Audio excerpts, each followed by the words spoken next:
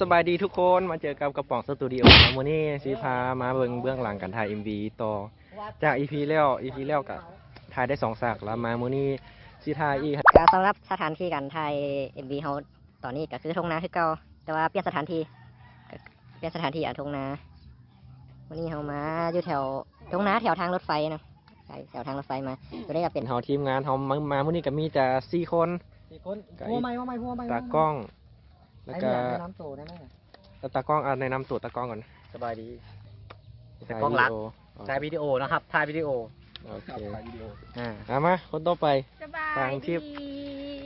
มาเป็นอีหยังมื้อนี้มันเป็นนางเอกเป็นแล้วเป็นนางเอกเจอกองใหม่นะเจอกองใหม่มือใหม่เลยมือใหม่คนต่อไปสุขสวรรค์ศรีลาเพชรเป็นอีหยังแสดงเป็นอีหยัง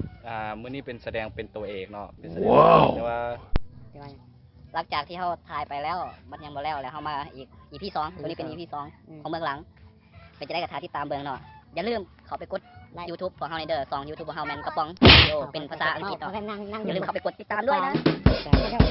ใส่สาวพรอย่างที่ไหนล็อกกดกอย่างกดตรงกลางเลยเรื่องสิเป็นยังไงก็ไปติดตามกันเบิ่งเนาะว่าสิเป็นยังไง MV ของเฮาออกมาเป็นยังไงฝากติดตามเด้อเดี๋ยวที่3กับเป็นตัวให้เนาะแสดงเป็นตัวให้เดี๋ยวซีแสดงให้มันสมบทบาทเป็นตัวให้เดี๋ยวซีเป็นมือที่3กันลักกับผู้สาวไปผู้สาวจากพระเอกเขาติดตามมึงเนาะเปิดเพลงบิวกำลังเข้าฉากเลิฟซีนโอเคเข้าฉากเลิฟซีนพระเอกกับนางเอกเนาะสุกอันนั้นสุกบ่ต้องพยายามยังดอกบัวยังให้ค่ายคือแบบมึงต้องยังมาหากล้องกูเขาจะต้องเอาไปขายสำหรับผู้นี้หากมาฮอดเนี้ยอันนั้นอยู่ในตำแหน่งเลยมานี่ม้วนแบบเอากำลังตัวสมองมาแสดงเป็นตัวสมองของพระเอกค่ายก็เศร้าค่อยมาเศร้าฝันกินเบียร์ประมาณว่าเป็นมูที่แอบหักโอ้ละข้าเจ้าบ่หักเรียกว่าหักแบบเสือก็เลยอกหักแบบเขาเจ้าโหนบ่อกหักแบบทั้งที่ยังบ่หักได้หักถึงเขาจะฮู้เขาเจ้ากับบ่หักเพราะเขาจะมีคนที่เขาต้องหักอยู่แล้วโอเค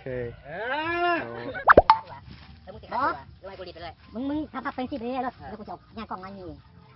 กับปังปึ๊บตอนปังย่อมึงไงมึงต้องบอกด้วยเพราะกูว่าหยุดก่อนหยุดลิ้นก่อนข้างไว้ก่อนตอนนี้กำลังทบทวนบทกันอยู่ต่อเลยวะต่อที่ว่ามึงตอนมึงทับก่อนละปังหยอกก่อนเป็นอย่างนี้นะมึงก็ให้เลยมึงใครดึงมึงมาปังไม่เอาอันนี้เป็นเวียนพระเอกมาเวียนพระเอกเท่าไรเดี๋ยวมีมูลค่าเลยนี่มูลค่าทางจิตใจเลยเนี่ยเวียนพระเอกมานี่กำลังถ่ายฉากมุม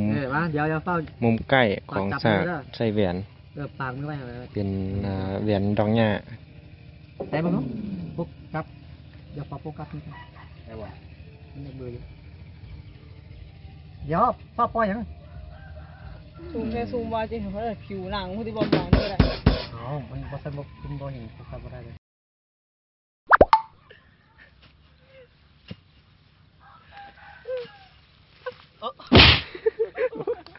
นั่นบอกที่แต่วันประมาณนั้นบอกกุ๊กมันไม่คนไทยกับมันเมียวมาไทยเอาทำไหมลงรถเด้อจับเบียร์นี่ยังไงเด็ดนี่หยอกกันก่อนโบ้มึงบุกจนแน่นี่บอดีได้ขับรถแบบมาผู้บ่าวเอียงอาจจะก็ขาต้องให้เบิ้งเดี๋ยวเขาจะไปทางประมาณนี้ก็ได้เบิ้งขาดเริ่มแบบนั้น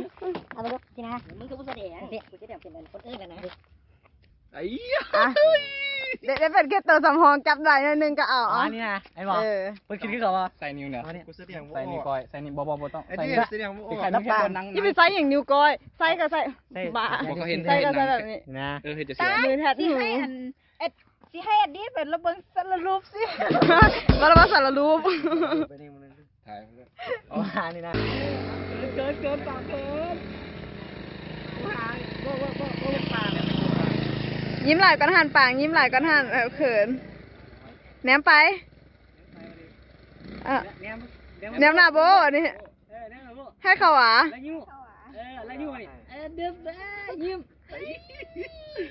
โอ้